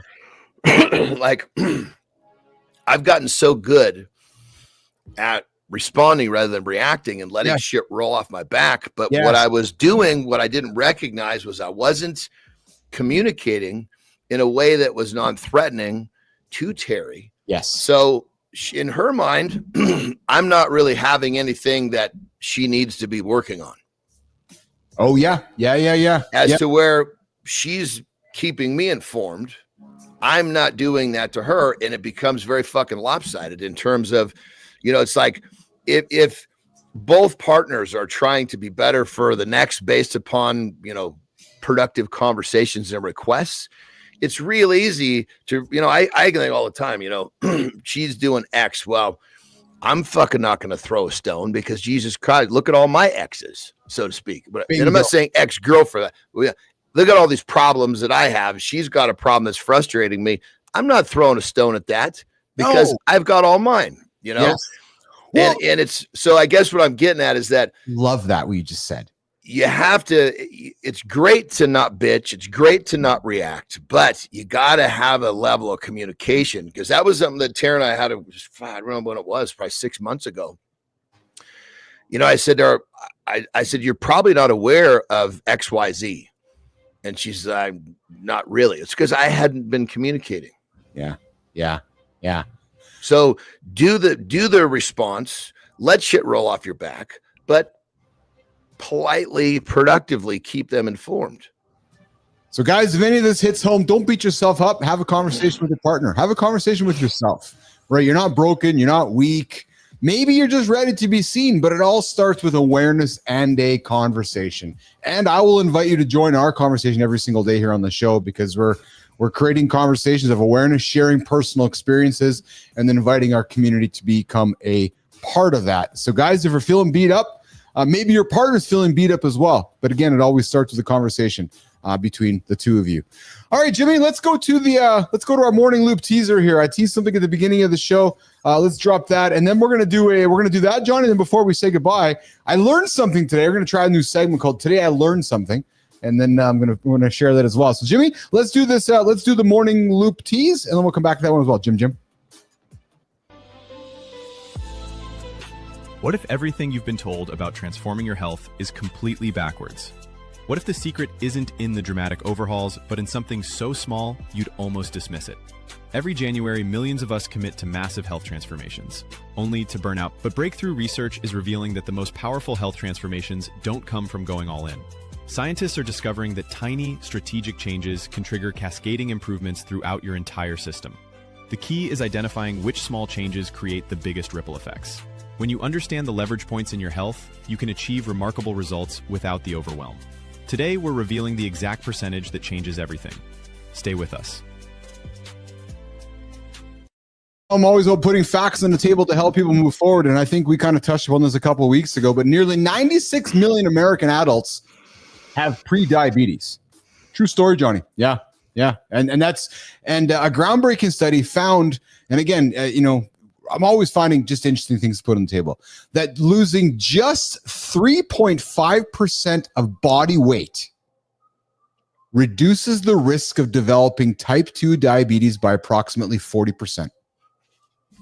Like, dude, it's making. And again, I think that I always make the it's not even a joke; it's the fucking truth. I position things as jokes so people will actually hear. I know. Yes. Right.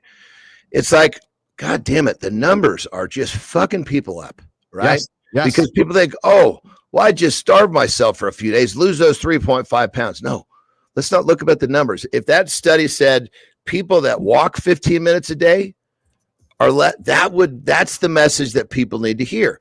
It's the not moving. So I guess, yes, the outcome is 3.5, but it's not losing 3.5 by fucking starving yourself. It's losing 3.5 by a better lifestyle. So fair. I would like to invite you to think about it a little differently. So I do agree with you. Sometimes numbers confuse everybody. As a matter of fact, today I went for my walk today before the show and I put the treadmill up to 3% and I was like, it's harder today. But I forgot that I had the treadmill up because again, we just think with the numbers, right? But I'm sharing this with you because some folks, Johnny, are motivated by numbers. So hear me out with this. So what I'm saying is that somebody right now is thinking that, oh my God, I got to do all of this. And I'm saying, actually, no, just get up and get moving. Make some small incremental changes throughout your day and adding some small, simple habits, 5 minutes here, 5 minutes there. And if you can, reduce some of that weight on your body, there's a good chance you're going to live longer and maybe not get diabetes. So yes, I hear you that not to get caught up on the numbers, but there's many folks that hear, oh, I got to get up and I got to train for an hour today. No, actually do it 5 minutes. No, brother, 100%. We're saying the same thing. 100%. Yes. I think if that was positioned differently, people that choose to go for a few minute walk every day that lose 3.5 pounds. Yes. So the 3.5 pounds is the first thing. They don't hear anything after that. Yes. Well, fuck, their solution is I just won't eat for 2 days. Yeah. Yes. Yeah. And you know what? So it's confusing message to the people who don't think about this stuff from a health standpoint. They think of it from a number standpoint. Yeah, that's fair. That's an absolutely fair comment. So I think if I can wrap this up, guys, if you're on a path of continued bad decisions, your doctor said recently, if you don't stop making the decisions, you might have some type 2 diabetes coming into your purview of the front view mirror. You have a chance to make changes to your life right now. It's actually and there's going to kind of dipping into a peptide thing with this. Right? There are peptides that are designed to help people with this stuff. And the thing that I don't like about the way that they're used by the medical field is they're given this medication and they're not given any sort of instruction on movement.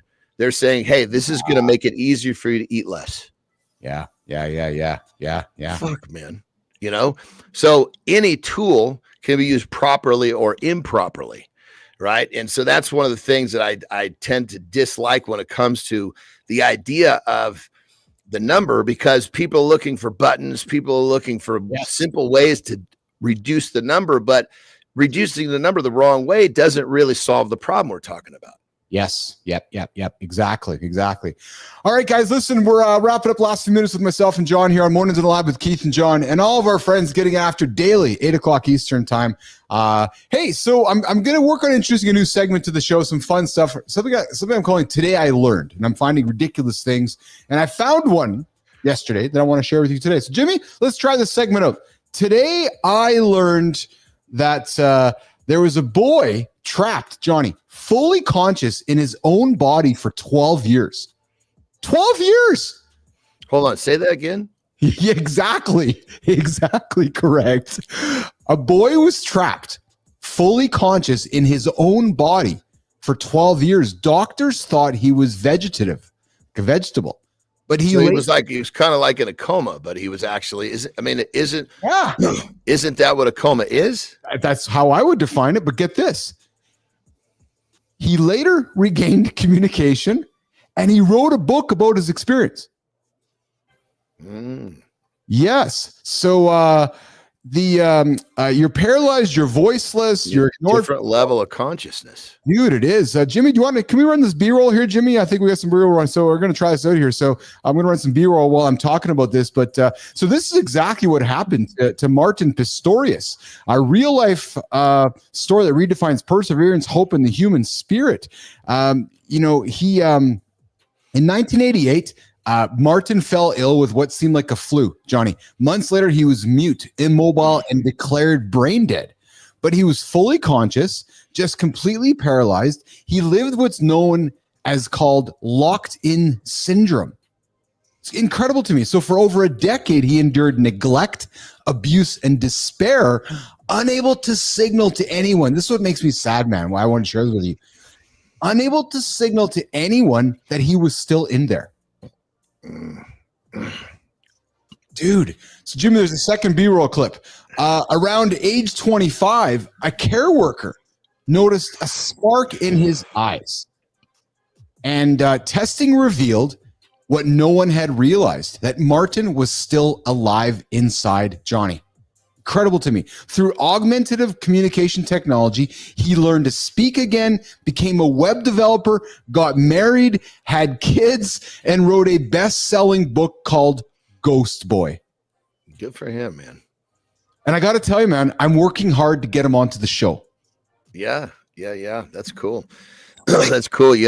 That whole idea, I've had like fear of something similar on a very short-term basis, right? Because I can't remember who it was. Somebody was telling me, so I've had a handful of surgeries where you get put to sleep, right? Yes, it's scary. And, I never even thought about something like this. And then somebody tells me, there's a syndrome where they put you to sleep and you're actually awake the whole time and you can see and feel what's going on. I'm like, fuck, I don't need that shit. What do you do? Get out of here with that stuff. What is wrong with you? And of course you can't keep that dumb shit out of your mind, So, I mean, I've got like when I'm laying there, they're getting ready to put me to sleep. I'm going to hit me with some Valium, hit me with something to chase these thoughts out of my, because I don't want to be thinking this stuff. And I think, check this out, dude. I think somehow on a very small level, it happened. Because this is trippy, dude. Well, dude, I have to have Tara on the show tell the story. But basically, I'm having a knee surgery, and the anesthesiologist is having a hell of a time because I'm metabolizing the drug so fast. Yes, right? Yes. So I'm coming up, and they have to put me back down, and then I'm going too deep, and they're fucking stopping my breathing. So I'm doing this the whole time, right? Yeah. And the surgeon can't work on me until I'm stabilized. So this like 90-minute surgery took like fucking 5 hours. And Terry's in the waiting room just shitting her pants. And so they come out and they get her. And the lady coming out is a little alarmed. And she's just like, shit. Like, she's like, we need your help. We can't settle them down. Right. And so when they had me, I guess they had me tied in, but not my arms. So my arms were free. Right. And I am like, I don't even know it, but I am just, she walks in this room and they got 2 or 3 people like head down holding the fucking gurney. And I am just fucking thrashing, like pissed off thrashing. Right. And so Terry comes in and she kind of comes from behind and gets in my ear and says, "You're scaring people." That's what she said. And she said it was just like that. I stopped and I leaned over, like I heard that familiar voice, and it was over. Yeah. But I think somehow I knew that they were, I was probably fucking pissed what they were doing. I don't know. Isn't that weird shit though? Yeah, that's really weird shit. You know what's weird shit? I'm going to share something with you before you rock and roll here. I read a tragic story over the weekend, Johnny. A man ends up in New York City with a big like weightlifting chain around his body. You know the chains that when you go to the gym and yeah. You know, right? Yeah. Put them on your neck when you're doing dips. Yeah. It's going to fucking freak you out, man. Ends up in the hospital going for an MRI. The MRI machine sucked him into the fucking machine and killed him. Hold on. How does this have to do with the chain? He had it on his neck. He walked into the MRI room. They had the MRI machine on, and the magnets are so powerful. These MRI machines have been known to fling wheelchairs across the room. It actually sucks. What in the hell is he walking around with a chain like that around his neck for? Well, there's some parts of the story that haven't weirdo shit here, you know. But so he ends up from the gym. That's what I couldn't understand, why he was in the MRI. So it's like you walking in and saying, I'm here. But apparently he's in the fucking MRI room with this chain around his neck, around his body. He gets sucked into the MRI machine. His wife is with him. He goes limp. He dies. Like it's it's terrible. It's terrible. I'm so sorry it happened, but I still want to know why he the fucking walking around with a big chain. Why did Well, believe me, was he carrying a gallon of water too? You know, like was he one of those dudes? Well, and why was the MRI machine on and all? Because there's a lot of unanswered questions. But I bring it up because we had some. This is tragic. I'm not trying to make light of it. I'm going to segue though. We had some fun with a similar conversation a number of months ago where the guy went in there and had something up his anus. Remember, he had something up his butt and there was a butt plug. And it was like, why is that person in there? So when I saw this headline in New York, it happened in New York City. I was like, what the fuck? So A asked, well, why is the guy in the hospital with a chain around his neck? Why is he in the room with the MRI machine on? And what's he doing on the gurney with the chain on him? And how does it get like sucked in? Like the whole thing just freaks me out. Yeah, how did somebody let that happen? That's the other question, John Anderson. Yeah, I mean, Jesus Christ, somebody should have said, put that metal in your car. 100%. Incredible. Too many missing pieces of the equation for us to truly understand, but damn it. Yeah, that's what a tragic story. What a tragic story. All right. Hey, listen, guys, we're wrapping up with myself, John Anderson. I'm going to do the community corner, and we're going to keep the show rocking for the next 20 minutes or so with Keith and Johnny here. What a fun show today, man. We had, hey, Alex, I see your comments, man. Neuroscience for the win. The dude had a rocking beard, man. What a great energy, right? And I know like you've crossed paths with many cannabis dudes or women, and I got to admit, man, there's a certain energy that I will say we bring to the table. It's calming, it's warming, it's welcoming. Nobody's aggressive in fighting, man. It's just cool human beings. Yeah, very true. Very true. What do you got going on today, pal? What's on your agenda today? I got a fun day. Shit, I got some deep cheek work right now. Yeah. And then yesterday at dinner, Terry said to me, I'm going to go pick up your prescription. Okay. I only have one prescription. Yes. Oh, yeah. That's Viagra. That's Viagra, baby. Says, I'm going to go pick up your. So you know what that means. Life expectancy work is on the agenda for the Andersons here later today, which is awesome. And something usually when that happens, it tells me that we're going to be. We're not waiting until 5 o'clock. So I'm going to be tired between deep cheeking it and then that. Oh baby, I'm going to take a good nap. Oh, that's awesome. That's awesome. I have to look at the calendar for the next few days of our month here. So before I get back to life expectancy work, because we know how Mother Nature works, John Anderson. So that's how that gets after it. So I got a fun day today too, working on some great stuff behind the scenes that we'll keep bringing to you guys on the show here. So a lot of fun. Dude, we got to catch up, man. Jesus Christ. You know? Yeah. I mean, yesterday turned out to be as busy as the day before. So, and then today I can't say it's going to be busy, but in a different way. But we got to, dude. I'm not good with filling in the cracks with a call. I'm good with let's fucking nail down a time. I know you are, and I'm totally fine with that. I've been working on some fun things behind the scenes to share, so we'll get. I want to hear them. Well, I know you do, and I'm making some great shit, and we're doing some cool stuff in an industry that's really rapidly changing, and I can say that we are right at the center of it and right at the forefront. And I'll say what's happened too, man. As we're in the second half of this year, people have clearly recognized that this is a thing. Like this is not like a fly by night thing. It's like, holy fuck, like Keith and John are still doing this thing. Yeah, like they're actually. Well, that's because most people they can't conceive doing something every day for any length of time. Anderson, you get the last word on that one, brother. That's it. All right, I gotta take a dump. So cut me out of here. Cut me loose. Jimmy, we'll see you later, brother. Have a great loop, my brother. All right, my brother. I love you, man. Take care. Johnny's out of here. Johnny's out of here, guys, and I'm left. Mornings in the Lab with Keith, John, and friends. We get after it every single day. If you guys are listening closely, because I know you are, you can subtly hear the changes. happening in front of your eyes. True story. Oh, yeah. Mornings in the Lab with Keith, John, and friends. Yeah. Guys, what a fun show today. Wow, we had Rama Mayo kicked it off. No, backing it up. First of all, I would invite you guys, if you have not heard the opener, Uncle Keith belted out some tunes. Yeah, I did. I cold opened with some classic Black Sabbath. I invite you guys to go check that out. Lot of fun. And then we had Rama Mayo joining us, the Cannabis guy. What an incredible dude, man. I would invite you guys to go back to that. We brought Rama in at around 8:17 Eastern time. Had a great 30-minute conversation. What's up, Dusty? Good to see you there. What's going on, Bernard? And yeah, kindness rising. Super strong magnet, deadly. That's a major problem for the hospital. No metal near the MRI. Yeah, Maddie, you come from the hospital industry, man. There's so many unanswered questions for me on this one. Like, maybe you and I can chat off the show on this one, but because so many questions, it's so bizarre to me. It's so tragic. Like, fuck, man. How do you get sucked into an MRI machine? Guys, we're going to continue tweaking the show for you guys. Some of the plans here coming forward is we're gonna work on extending the morning loop to 30 minutes of unpredictable conversation. And my ambition is to keep leaning into current events and topics that we can have conversation around and about. It's clear to me that last week when the Coldplay situation happened, y'all want to talk about it.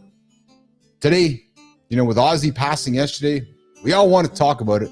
So I'm priding myself, along with Johnny, of creating a morning water cooler of sorts. I don't know if I like that word, Matty Roof, water cooler. It's like a fucking old word, but hey, I guess we're creating creating a show rooted in vintage 90s. But yeah, so my goal here is, and Holroyd and Bernard and Dusty and Lady Ju and all of you guys, I hope you guys can find time in your mornings to continue, and we're going to start dropping some news onto the table. And I'm not talking about news like,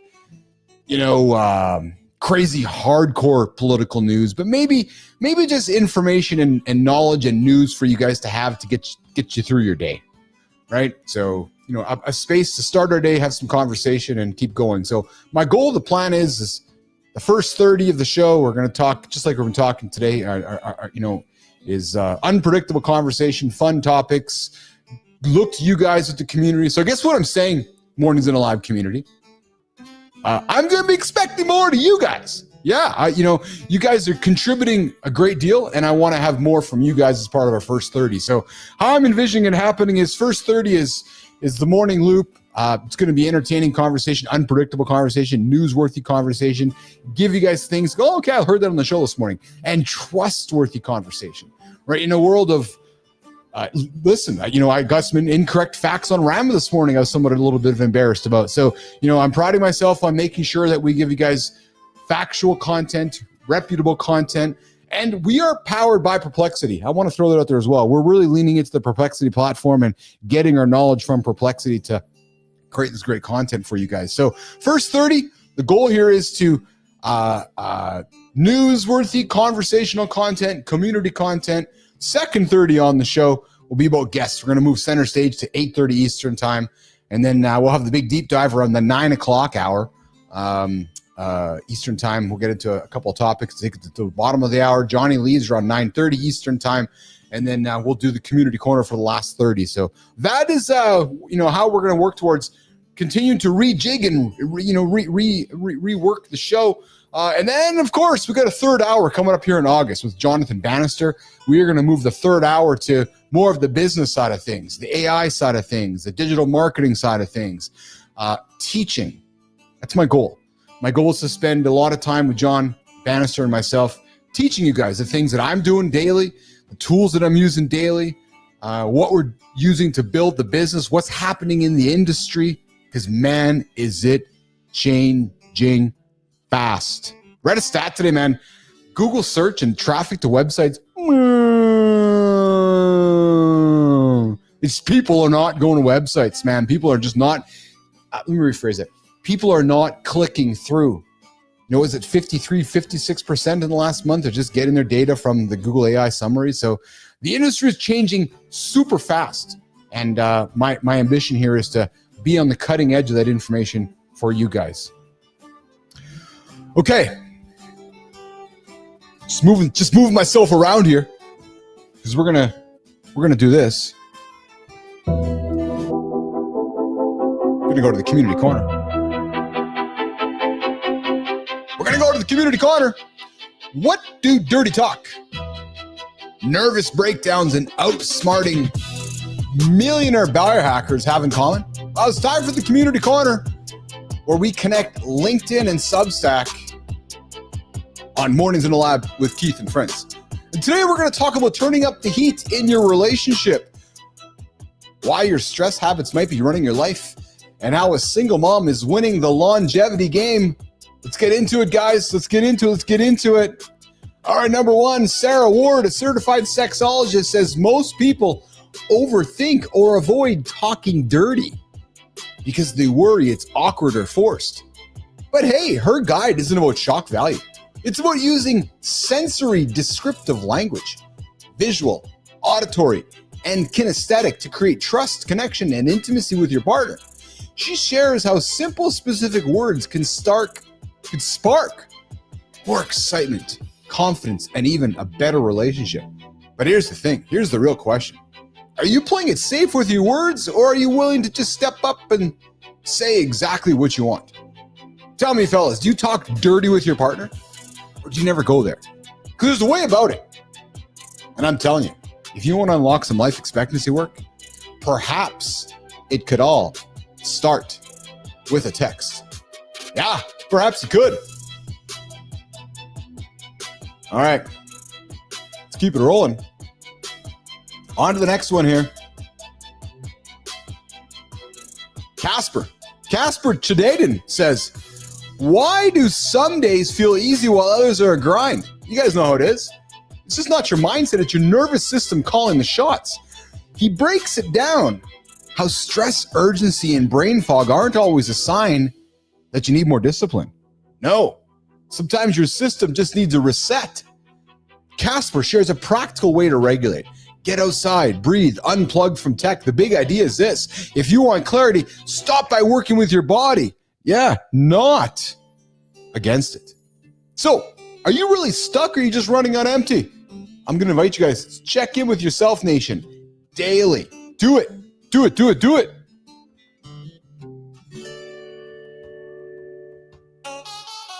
All right, on the next one, moving on. Derek Barkley over on LinkedIn spotlights Julie Clark, 56-year-old single mom who managed to reverse her biological age, not with fancy tech, but with the basics. But because this will be boring, you guys might not want to tune in because everybody wants a hack. But Julie kept things simple. Daily greens, regular walks, sleep, and strength training. The result? She landed second place in the Rejuvenation Olympics, beating out big-name biohackers like Brian Johnson. What were Derek's goals? Well, the biggest returns come from the smallest, most consistent habits. So are you still waiting for that magic solution, the magic bullet? Or are you ready to trust the basics? I invite you to go check out Derek Barkley, who spotlighted Julie Clark, that 56-year-old single mom over on LinkedIn. Great story. All right. Theodore Basil draws a sharp line that you wouldn't walk around on a broken leg. So why ignore your mental stress? Why do we do it? For CEOs, execs, and business owners, the pressure is non-stop. And pushing through without acknowledging the load just sets you up for a crash. He reminds us that mental health needs the same attention as physical health. What's the takeaway? If you're willing to fix a physical injury, it's time to start taking your stress just as seriously. If you don't, it's going to beat you up, blow you up, and who the hell knows what's going to happen to you after that. So guys, tackle that stress. All right. So, what's really driving your day today, guys? Your words, your habits, or what you refuse to address? Because the real wins, I'm going to tell you right now, they're going to come from showing up honest, consistent, and willing to get uncomfortable, even when it comes to how you communicate intimacy with your partner. if you want your story, if you want your story featured on the next Mornings in the Lab Community Corner, I'm going to invite you to do this. Follow us on Substack, inside Bappel.ai, or come and connect with us on LinkedIn. Yeah, true story. Come find myself, or come find Johnny, or come follow the Mornings in the Lab page. Yeah, exactly it. You'll find us every single day here at 8 o'clock Eastern time. All right, we're in the community corner. Hey, Jimmy, you want to run that little commercial I made before we do the creator spotlights? If you have it ready, we can do it. Have some fun with it. Make it fun. This is awesome.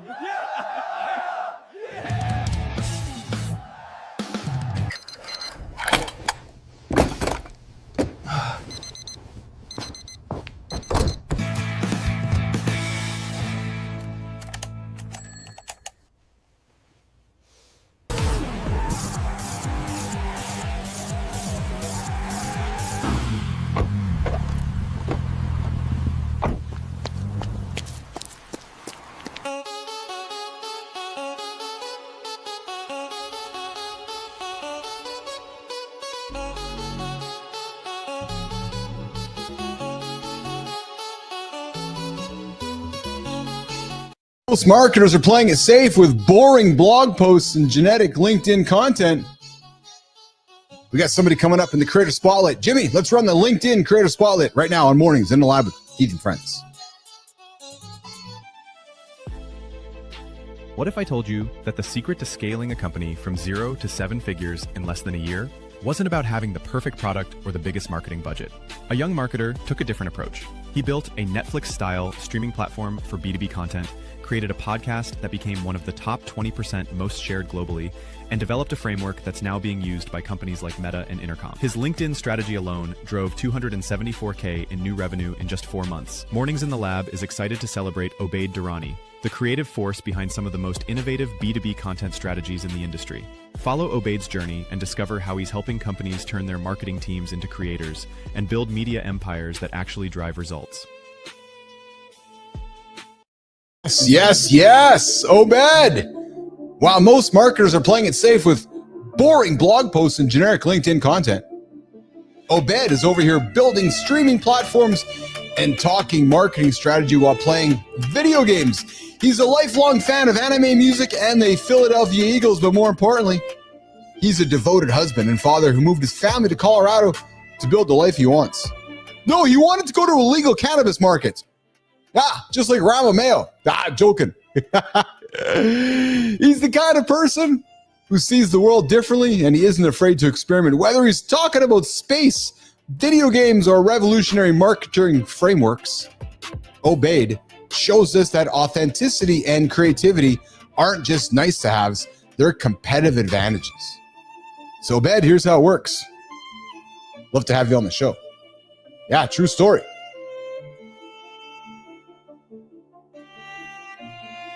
Just typing Jimmy a message. So, Obed, love to have you on the show. Would love to have you on here so I can hand you the Creator Spotlight. This is big light. So that you can take it and shine it on somebody in your community in the next community corner, Creator Spotlight, and pay this whole thing forward. Shining lights on wonderful humans doing great things.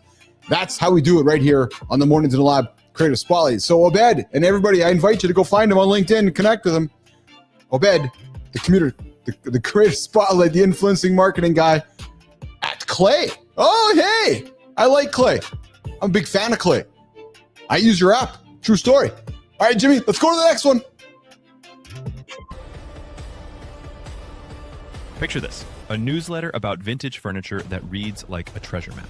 Another about health that challenges everything your doctor told you.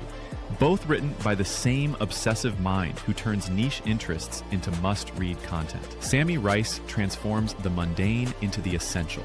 8 years ago, he was told he had a 50-50 chance of never walking again after a spinal injury. But today, he's not only walking, he's stronger than ever. Sammy proves that the best stories live in the margins. 2 thriving newsletters, thousands of readers changing how they buy, eat, and live. This is what happens when someone decides the mainstream got it wrong and does the research to prove it. Follow trends. Sammy Reese has been quietly creating them since 2014. One obsessive deep dive at a time. This dude stays up until 1 a.m. filling notebooks about obscure furniture designers most people have never heard of. He went vegan because his favorite hardcore bands did. He ate so much soy protein it made him anemic, and he was told that he had slim chances of ever walking again after a spinal injury, but he said, fuck it. And he came back stronger than before. From Ottawa Nights into Brooklyn Obsessive, he found his people among vintage dealers and underground farmers who care about things nobody else notices. And my favorite part, Sammy drives a 20-year-old Jeep with 270,000 kilometers, not but because he has to, because it makes him happy. And hey, Sammy, I got a 2008 Jeep, 275,000 kilometers on it too, brother. You know why I drive it? Because it makes me happy. And hey, my brother, we'd love to have you on the show. We'd love to have you here to celebrate you and celebrate somebody in your orbit for the next community corner, for the next creator spotlight, right here on Mornings in the Lab with Keith and Friends. All right. Hey, Jimmy, do you have that commercial handy one more time so I can step out for a pee? True story. If you do, we should run it for me. It's we're getting after here every single day here. What a fun show here. I'm doing the bladder. Whoa, this is awesome.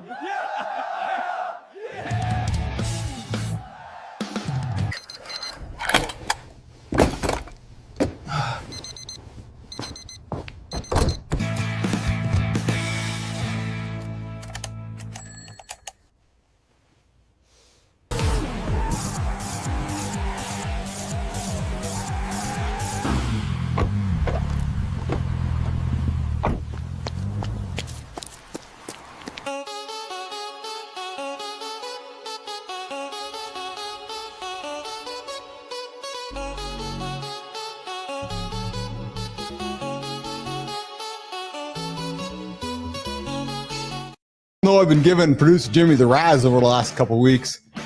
But dude, the guy's fucking on the ball today. Let me all tell you just what happened. So I know I had to close the show. But my bladder was telling me that Keith closed the show right now. I was like, no, but I think I need about 2 minutes to close the show, Mr. Bladder. The bladder's like, well, you're either going to pinch it or you're going to make a mess at your feet. So I'm like, I need to do something right now. So like, Jimmy. What's the dude? He's fucking ready to go. Like Roofy, the guy was ready to go. Boom, boom. Commercial runs. A 46-second commercial. Emptied the bladder. Come back to hang out with you guys. And come back to close the show. Yes. What a lot of fun. Thanks, brother. I appreciate you, Jimmy. Guys, we're going to wrap it up today. What a fun show, man. Oh, my God, what a fun show. I just want to throw some love back to the community here. Again, I say it all the time and I say it daily, but we're nothing without you guys in the community. So, Bernard, I appreciate you, man. Dusty Struggles, I appreciate you. Adam Holroyd, Lady Drew. Angela Lee, if you're still there, I appreciate you. Why don't you come back and join us a little more often, Ange? And Ange, I would love to have you over on the vertical side too, man. Keep those comments coming. Alex Beeching joined us on the show here today. What else we got here? Got a bunch of stuff coming up on the lab here. Let's see here. Jimmy, what do we got going on tomorrow? Tomorrow's Thursday in the lab, and hey, Friday, Free For All Friday. If you guys got something you want to talk about, please send it my way. Send me a text, 431-300-3005, just like Bernard did. Bernard's like, hey, I think we should talk about this. I'm like, yeah, let's do it. So we're going to talk about it on Friday. So if you guys have something you want to talk about, send it my way. Please send me a text, 431-300-3005, 431-300-3005. That way we can talk about whatever you guys want to have. We're going to talk this Friday, Free For All Friday. And we'll probably talk more Ozzy, rest in peace, the Prince of Darkness. We know we lost him yesterday. And tomorrow we got John Petroselli joining us for a big conversation on the center stage. So that'll be in tomorrow's show as well. And then Friday, my goal is to talk culture on Friday. Hoping to line some guests up to talk culture, talk music, and so forth. But hey, on behalf of Johnny, on behalf of the entire, on behalf of Melissa, on behalf of Carter, on behalf of producer Jimmy, I'm your favorite host to kick off your morning, Keith Billis. This is Mornings in the Lab with Keith, John, and friends. We get after it every single day right here.